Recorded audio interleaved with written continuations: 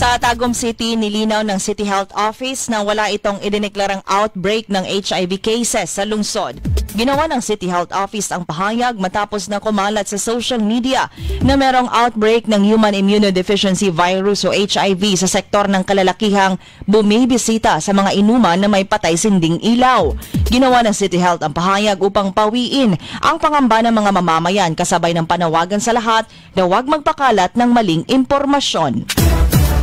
Sa Caraga Region, nasa 55 mga loose firearms ang nakumpiska ng PNP sa ginawa nilang 5 araw na simultaneous anti-criminality law enforcement operation o SACLEO. Ang mga baril ay nakumpiska sa search warrant operation, police quick response at iba pa ay kusang isinuko ng mga may-ari. Pinakamarami ay mula sa Agusan del Sur.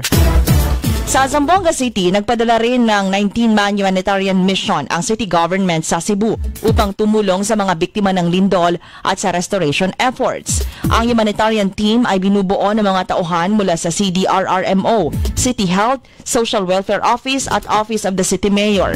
Dala ang mga tulong na pagkain, mineral water at non-food items. Bumiyahe ang grupo patungong Dapitan City para sumakay ng roll-on roll-off vessel patungong Cebu. Sa Malita, Davao Occidental, mahigpit na pinabulaanan ng pamilyang Bautista ang kumakalat na report na nag-uugnay sa kanila sa Ghost Project sa bayan ng Jose Abad Santos. Sa isang pahayag, sinabi ni Malita Vice Mayor Bride Bautista na ang flood control project na 100% complete on paper ay hindi sakop ng bayan ng Malita, kundi Jose Abad Santos kaya't imposibleng sangkot sila sa anomalyang ito.